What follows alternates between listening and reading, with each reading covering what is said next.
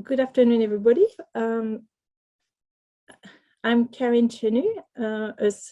I am a senior research fellow at COAFI with expertise on crop ecophysiology and modeling. And I'm based in Toowoomba, and I work on plant adaptation to heat and drought stress with the aim of assisting breeding for better adapted line. So today it's my pleasure to facilitate the COAFI Science Seminar. Next slide. I acknowledge the traditional owner and the custodianship of the lands on which we meet today. I pay respect to the ancestors and descendants who continue cultural and spiritual connection to country. I recognize their valuable contribution to Australian and global society. Next slide. So this seminar is scheduled from noon until 1.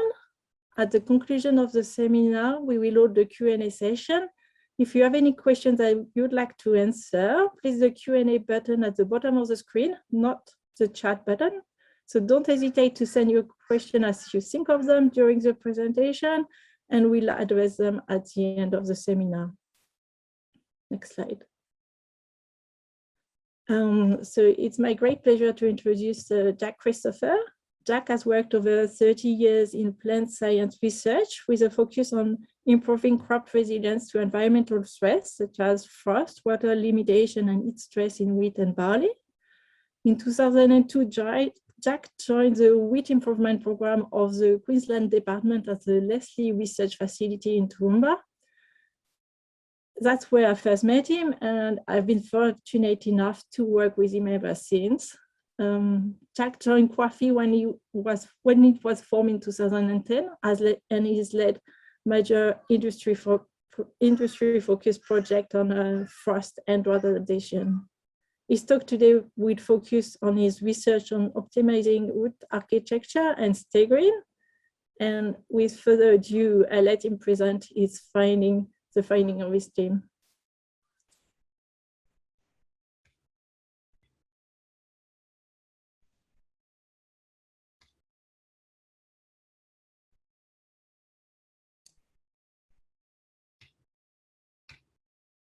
We'll just change presentation slide, and then it's all trying to change the slide, but having a bit. There we go.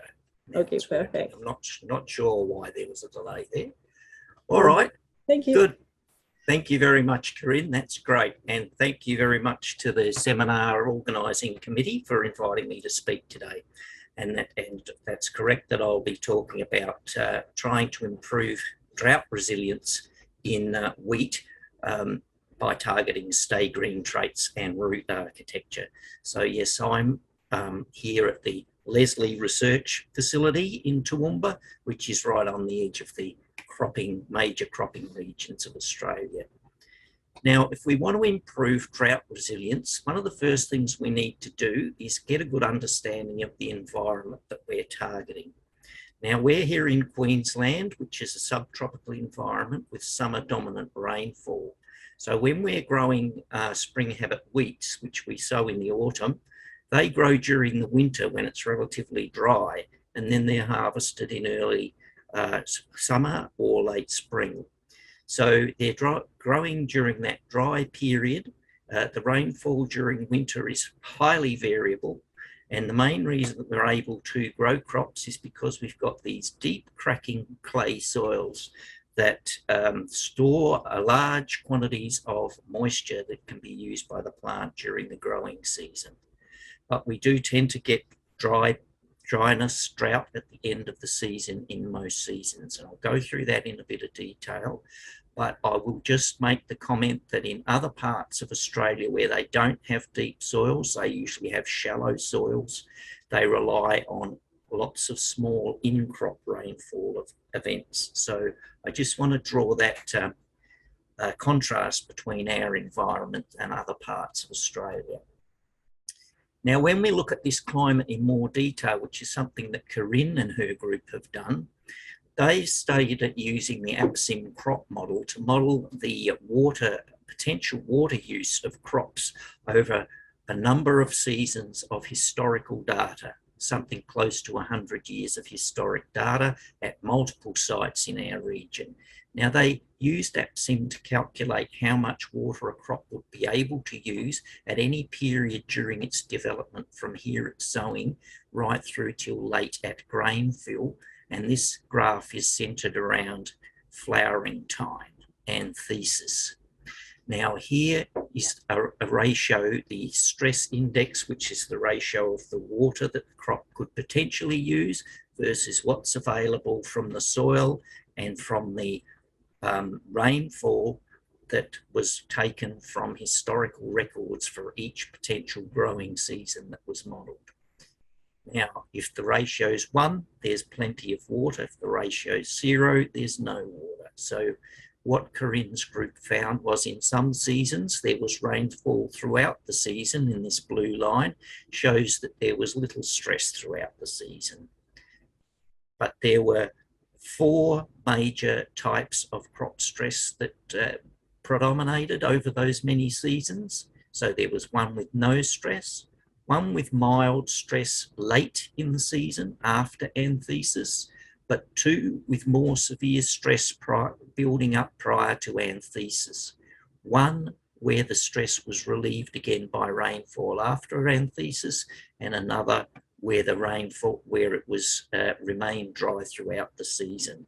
And these last 2 severe stress environments make up over 70% of the seasons that we expect to get here in the north. So that's the environment we're trying to breed for.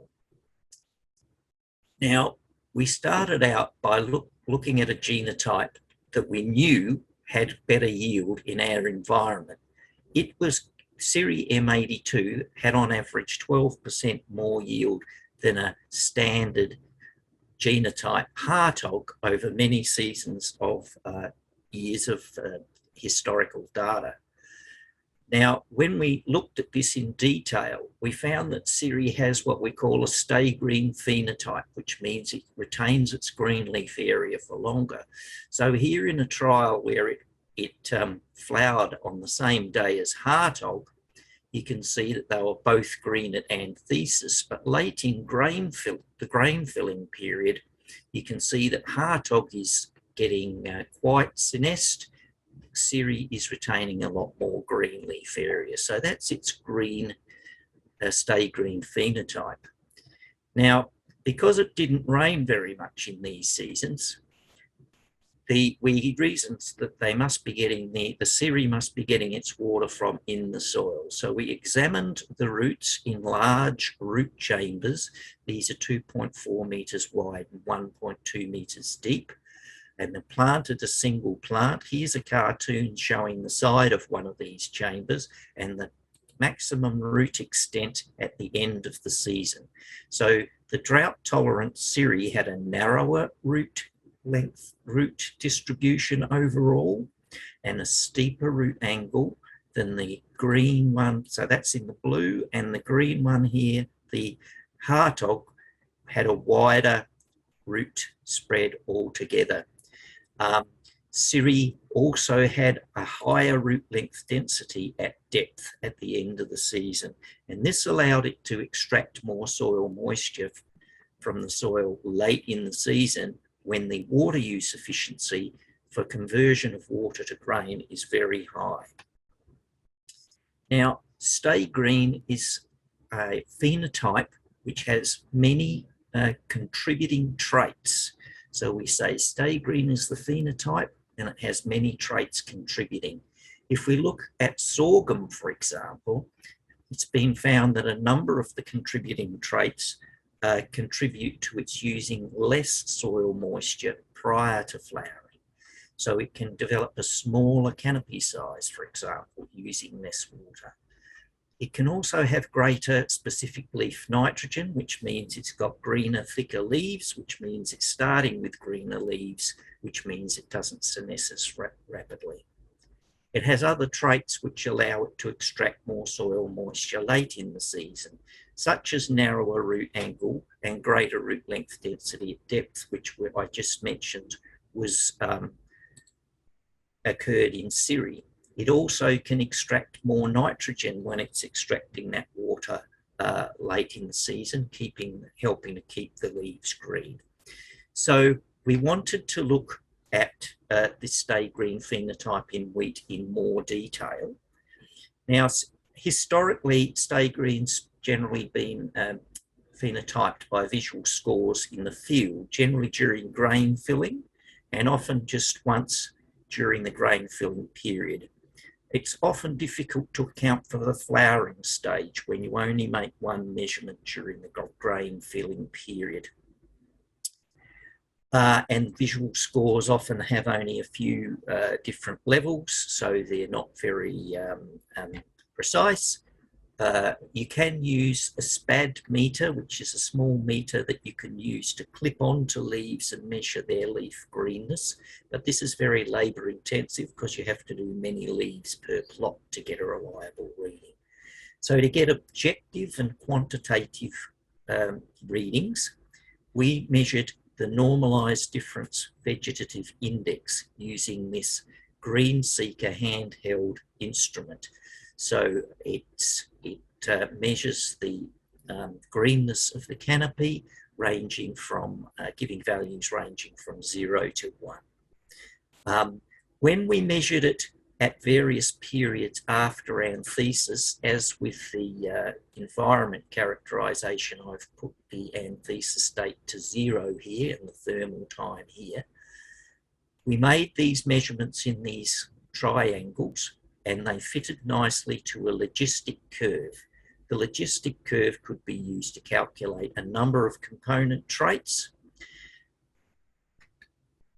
and the component traits give an indication of the overall stay green phenotype. So if we look at the integrated area under this curve, which we call stay green int, that's a good overall measure of the stay green phenotype of the genotype, but it's made up of these constituent traits. So we've got Nmax, which is the maximum leaf greenness of the canopy.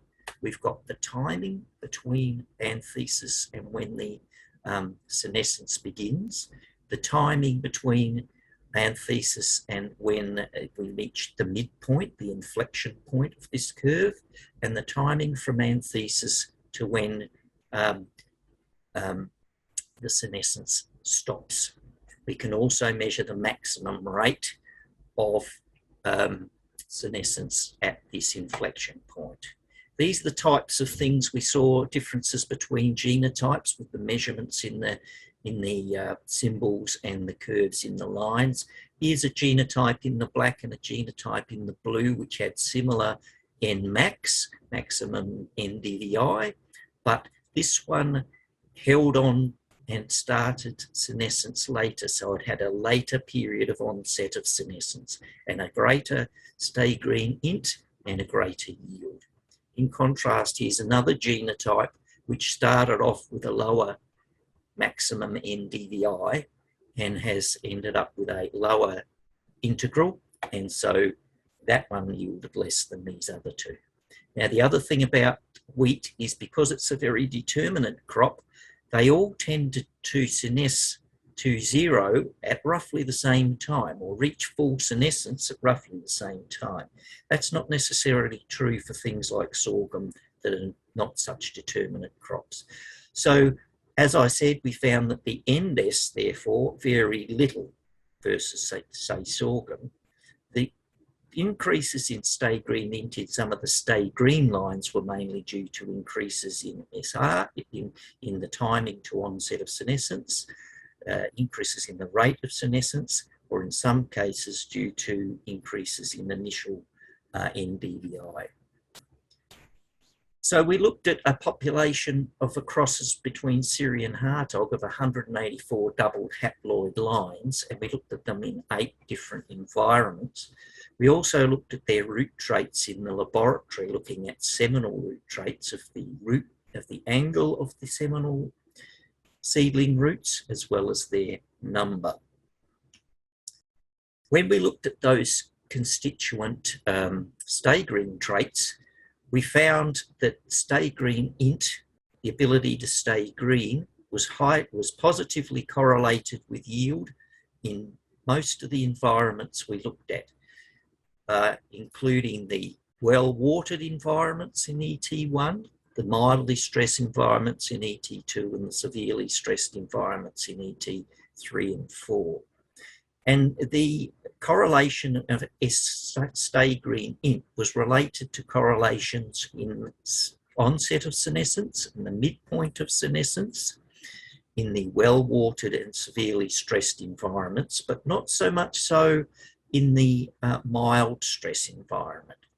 And when we looked at the mild stress environment in ET2, the yield was more closely correlated with the Nmax, the initial greenness of the canopy. So we found out that in this Siri-Hartog population, that a narrower overall root system with greater root length density helped the plants extract more soil moisture late in the season. This was a contributor to the stay green phenotype, we reasoned. The correlations between those traits that we looked at and the yield varied with the environment type. We also found QTL for each of the traits we examined, but each of those individual traits, each of the root traits and each of the component stay green traits were all under complex genetic control. When we looked at the stay green QTL, some of them were co-located with yield QTL and root trait QTL, but other QTL for stay green that were correlated with yield were not correlated with root QTL. So it seems like there's more than just root traits contributing to stay green in Siri M82. Now, we've got all of these complex traits. They're going to be very hard to combine. We're only looking at two genotypes, Siri and Hartog. So to realistically breed for these, we need to find a way to breed for complex traits and to incorporate more genetic diversity. To do this, we developed a multi-reference parent nested association mapping population. It had 3 reference parents. Mace was the reference parent for the western region of Australia. Scout is a reference parent for the southern region of Australia, and Suntop is the reference parent for the northern region of Australia. So this is the subtropical region, and these are the regions with the shallower soils that I talked about. Now, we crossed each of these reference genotypes with a subset of 11 donor genotypes, each donating one or more of the following traits: stay green, root traits, heat tolerance, transpiration efficiency, or just general regional adaptation. The population was developed by our PhD student, Cecile Richard, in collaboration with Lee Hickey and Dave Jordan. It's used a partial factorial crossing design, which I'll describe in a bit more detail. In the F2, we selected single plants or single heads from single plants with a semi-dwarf phenotype and phenology similar to the reference parent, either Mace, Suntop, or Scout, depending which was their reference parent. And we then took a single seed descent for 4 generations of self-fertilisation. We ended up with 20 families altogether, 1,500 recombinant inbred lines or more, developed in about 18 months using the speed breeding system. Now, this population is quite a powerful breeding tool. It allows us to study complex traits in relevant backgrounds. These backgrounds are not wild woolly things, they're cultivars that are important for breeders in each region of Australia. By selecting genotypes with similar height and phenology to those reference parents, we were producing progeny that's suitable for immediate inclusion in Australian commercial breeding programs. We were able to study the genetics with multiple potential sources of alleles at each particular locus. So you could get an allele from any of the different donors. Now, this mRNAM structure has the advantage that you can add new reference parents or add new donor parents at any time without having to completely rebuild the population. And if you phenotype those new populations, you can incorporate historic data from the other populations to give quite powerful analysis. This is an advantage over some other multi-parent populations, such as the multi-parent advanced genotyping intercrosses that are the populations that have been developed, for example, at CSIRO.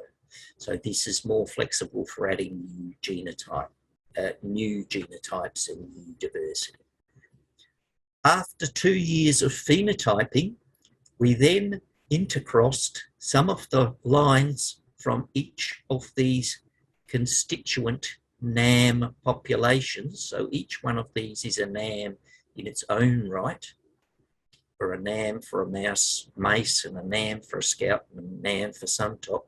We intercrossed lines from these populations that had been found to have favourable traits with a view to stacking the traits. And some of those were phenotyped and some of those released to breeders in 2019.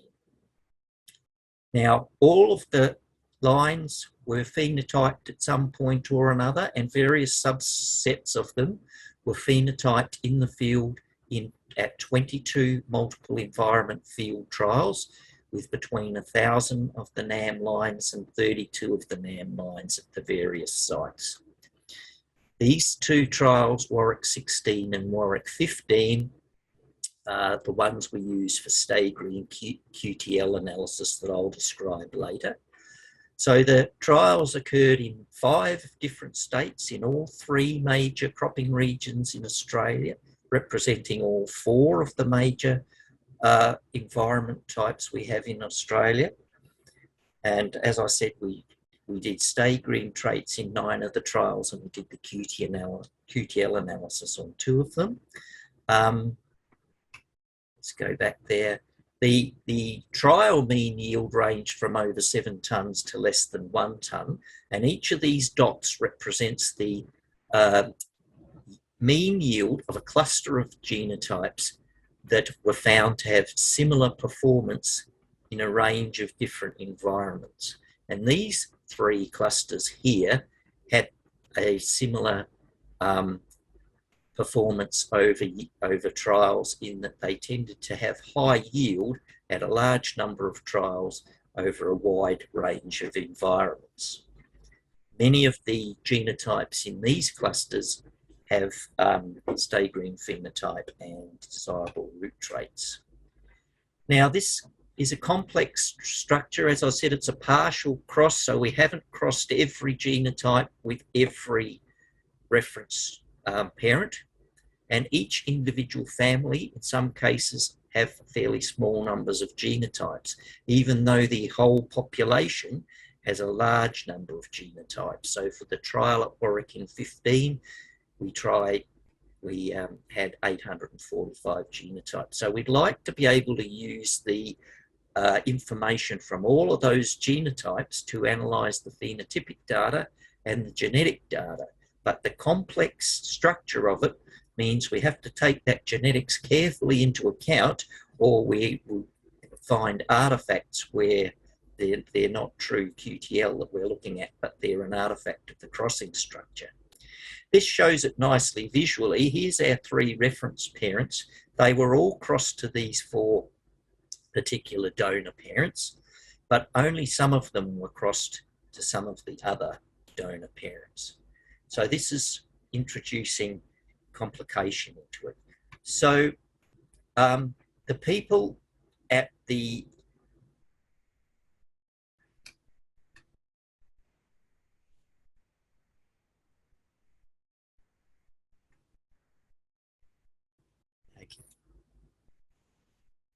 people at the statistics for the Australian grains industry here at the Leslie Research Centre. Valeria Pacapello, Alison Kelly, and developed a method called the WGNAM, Whole Genome NAM Analysis Method, which was used to characterise the QTL, taking into account the genetic structure and the structure of the phenotypic data all at once. And it was developed from a method that was initially developed for the magic population at CSIRO by Ari Verbala. It's an iterative method, and it lost the slide. It works in an iterative manner. So what it does is it looks at all the markers to work out whether the markers are significantly correlated with a trait of interest. In this case, for example, the onset of senescence. It finds whether there's a significant association. Yes, there is, it's said at this first step. And then it looks for the most strongly correlated marker with the highest outlier statistic. We can consider that to be similar to something like a minus log value that you would find in a Manhattan plot. And you can see this is the one with the greatest minus log value. So what is done next, the information for that SNP is removed from the analysis and it is rerun. And then we decide whether the remaining markers have a significant association with the trait. And then if it does, you look for the one with the most significant association. And the next one found was 3A. And then this is continued for steps. We found, and then the next one was found on 6B, next one was found on 4B, etc., until after 9 of the SNPs were eliminated from the analysis, the remaining markers do not have a significant association with the trait anymore. And so you've got 9 QTL there identified for onset of senescence in that case. So that's how that works.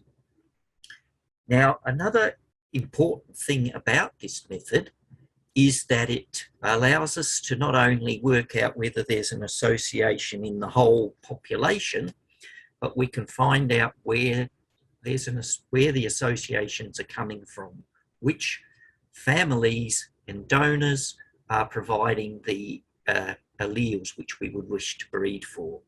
So in this case, I've taken a QTL for height that Valeria showed us the information for, and this is the output from the model. Shows a very low probability that the associations by chance, very high negative log probability, so it's highly likely that this is a true association. It associates for 12% of the variation within the whole mRNA population. But if we look at the individual families, and remembering there's a lot less lines in each of these families, the probabilities are smaller, but some of them are still significant. And so they can be divided up into 3 neat groups. There's some that are obviously not significant. So these ones are not contributing alleles that are having a significant effect on height in this case. But we can see that Drysdale and Mace are contributing significant alleles that are having a negative effect on height. And that's generally our desired effect when we're going for a semi-dwarf phenotype. In contrast, Starwar, Dry and Scout at this locus are contributing significant alleles, but they're having an unfavourable effect because they're contributing to higher yield. So with this sort of information, breeders can use it to determine which particular alleles they want to select from which particular genotypes to go in which particular backgrounds to give the desired phenotype. Now, we did the same thing for stay green. It's a much more complicated story. As I said, we did the phenotyping at the trial at Warwick 18 with over 1,000 recombinant inbred lines, and also at Warwick 16 with over 1,500. Now, both of those turned out to be the mild stress environment type 2. We found 82 marker trait associations for the different stay green traits that were examined on 17 of the 42 chromosomes. We found both favourable and unfavourable alleles coming from each of the reference parents, as well as from each of the donors.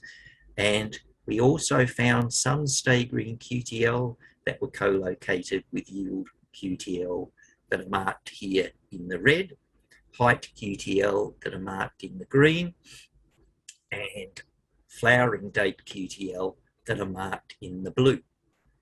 So that's quite complicated. I'm not going to go to it in a great deal of detail. We've recently published that information in Field Crops Research, issue 270. So I'd encourage you to look at that, and I can answer questions about that if you've got them later on. But a more clear-cut case that's a bit easier to explain is for root trait phenotypes in the MR man population. To do the many hundreds of lines we needed to phenotype, our PhD student Cecile Richard developed this clear pot method, where we have clear pots inside dark pots to keep them dark, but you can see the roots through the clear pot, and you can measure the angle of the roots and the number of the roots for seedling seminal roots. So we measured the seminal root angle and the seminal root number. The favourable trait for seminal root angle was the narrower root angle, and the favourable trait for the root number was a higher root number. So you can see that you can get both favourable and unfavourable traits from the reference parents. So maize tended to have a broader seminal root angle, whereas scout had alleles for a narrower root angle. And you can get both favourable and unfavourable alleles from the same donor. So for example, UQ14 here has a favourable root angle allele at 1B, but an unfavourable and a favourable root angle QTL at 6A. But if you look at 5B, it's got an unfavourable angle QTL contributing a wider root angle. And we found those patterns for the stay green QTL as well, but I've used the root angle ones as a simpler example. So that's what we found with some of the phenotyping with that multi-reference parent population. Some of the questions we're trying to address now are looking more at the genotype by environment interactions. As I mentioned, those two trials where we did the QTL analysis are both in environment type 2.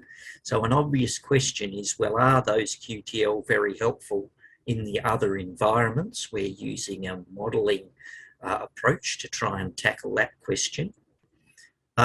We're also trying to tackle the question of whether improving environment type interaction into genomic prediction models can improve our ability to predict the performance of genotypes based on the whole genome rather than just QTL. We're also looking at late deep root development in more detail. So how can we phenotype late deep root development for large numbers of genotypes? We've got a method for seedling phenotyping, but not for late deep root phenotyping. We're also looking at whether changing the water stress patterns if in late deep root phenotyping makes a difference to the results you get. So we've got Assad Amin, a student working on their G by E work, and Kanwal Shahzadi, working on the late deep root phenotyping. So, rounding it up then, we found that a narrower seminal root angle leads to a narrower overall root distribution. We found that more root length density at depth allowed the plants to extract more water late in the season. But one thing we haven't really looked at in detail in wheat is the effect of canopy development. We can measure differences in canopy development, but would it be true that slower canopy development could save water for the post-anthesis period, leading to greater grain water available at grain filling when the water use efficiency is higher? That's yet to be tested. We also need to test the late deep root development. We know that a narrower overall system is correlated with narrow seminal roots, but we don't know what's going on deep in the root system later in the season. So those are things that we still need to investigate as well. So in conclusion then, we've developed rapid phenotyping methods for seminal root traits and for stay green traits, and genetic resources to be able to breed for stay green and favourable root traits in wheat. The WGNAM has a reference parent for each major region in the country, and it has diverse donors, and we can add more as needed. We've got rapid phenotyping methods for the root traits in controlled conditions, for seminal root traits, and for stay green in the field. We've got the whole genome NAM method for analysing the phenotypic data and genotypic data all together. We've identified QTLs, often from multiple donors, for each of our traits. 54 lines, including a number of those intercrossed lines that I mentioned earlier, have been selected because they have stay green and or root traits, and they also have high yield.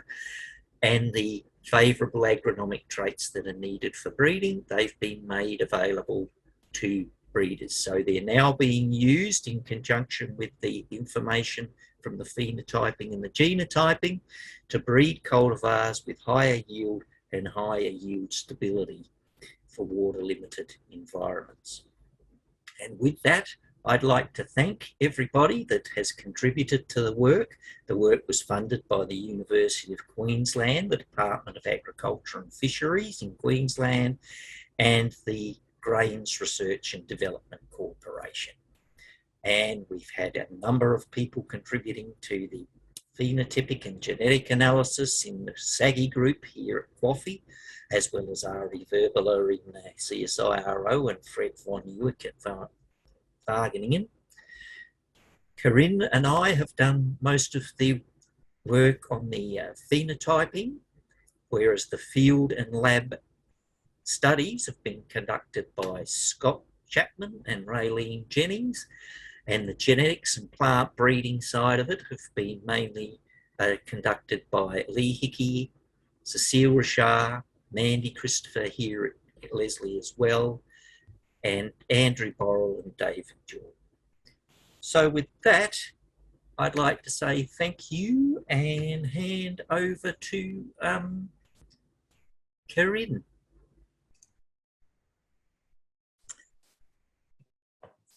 Thanks a lot, Jack, for this very nice talk and very comprehensive presentation. We've got some questions already on the Q&A. So yeah, just as a reminder, anyone who wants to ask a question, just do it with the Q&A button at the bottom of the slide. So we've got a question from Daniel Otwani. How can one assess the the genome wide NAM analysis, and can it be used to analyze other population like diversity panel? So can it be accessed then, and can it be used for other panels? Yeah. All right. So yes, look, I know that Alison, in collaboration with Julian Taylor, was working to make that available for use with ASREML within R. And now I don't know if that's already the case, but I know they're working towards it. So we can find that out for you if you wanted to send me an email, and I can refer it on to them. It could be used to analyse pretty much any population. It's quite applicable, it's particularly applicable to NAM populations because of the structure in the genetics. The structure of the genetics of these populations can lead you to find a QTL that is related to how the things have been crossed rather than their actual genetics per se. So that's one of the important things about this method. So diversity panels, that's not generally as much of an issue because they're often not actually related very closely to each other in the first place, so they don't have a lot of genetic structure that needs coping with. That being said, you can feed the genetic structure in, they use the molecular marker information to determine the genetic relationships between the genotypes, and that's incorporated in the model. Thank you. We've got another question from Robert Armstrong, mentioning that it's very interesting. You use the Seri and Westonia as donor varieties. They've got different LMA express LMA differently. Seri being a strong LMA expressor and Westonia being a less LMA expressor. Did you look at LMA and if there's any correlation with your QTL of staggerine? We haven't done that, but look, it's something that certainly could be done with the material. The material's there. It would be perfectly feasible to phenotype it for LMA and use it to find QTL for LMA tolerance there. Of interest is one of the donor genotypes, which is the one we labelled UQ114. That was actually developed in a project by Mark Dieters and his group, looking at tolerance to LMA. So there is that genotype there in relation to LMA as well. But that's something that would certainly be possible to do with the population. I'm sure there's a variation in there. So another question that I have for you is you took care of accounting for the difference in phenology between your genotype. Yep. So how did this go at the end? Did you have any correlation between? Yes, yeah, look, yeah, we thought that the phenotyping method actually did work quite well, and I even had a slide in there, but I took it out for time considerations, but I'll see if I could get back to it, Corinne. Trying to now, but I don't know if it's working.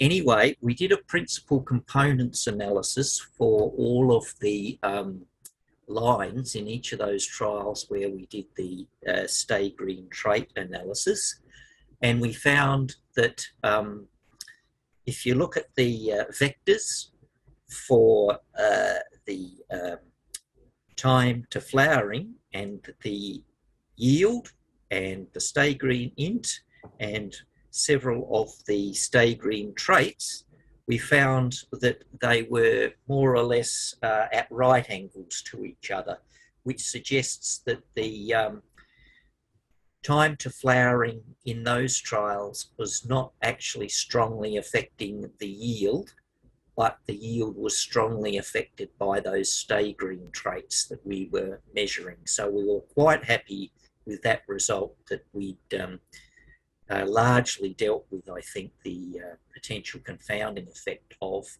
flowering date. We've got another question from Anthony Van Varden. Is there a yield advantage of stay green? And if so, in which environment is it the greatest? Yeah, we found there was a yield advantage of stay green in all environments, but particularly so in the water limited environments. We did have a, what is it? I'm sorry, I've forgotten the number, but there was a paper we published in 2016 where we estimated the value of an extra day, and I think it may have been something like 1 to 1.5% yield increase for each day that onset of senescence was delayed, for example. So it's quite a significant thing. And I think with using drones, you can use red, green, blue cameras. You don't even need hyperspectral or multispectral, although you can use those as well to measure NDVI. If you could do that multiple times over the senescence period and do multiple phenology assessments to get a, because this is one thing that was very important, is to really get a good assessment of the flowering date of each individual plot of each individual genotype. And that helps to get around that confounding effect. When you do that, you find the effect of stay green is very strong. And I think with remote sensing and the computing tools that are available to us these days, it's something that could be routinely done in breeders' trials. So that leads to our next question from us. It's anonymous. Did any of the company express an interest in taking up the technology? Well, all the companies wanted to have the genotype that we provided, so we sent the actual genetic lines to each of the companies.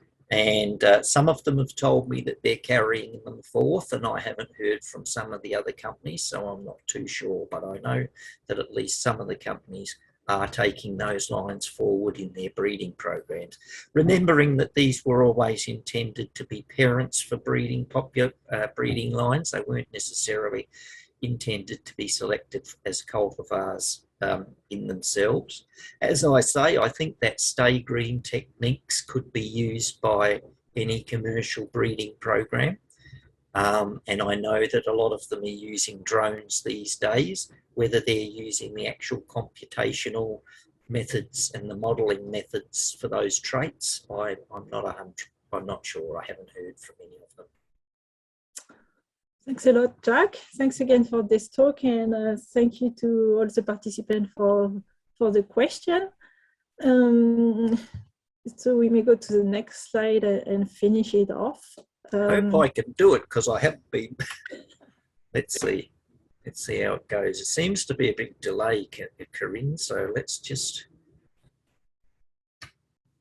What's going on?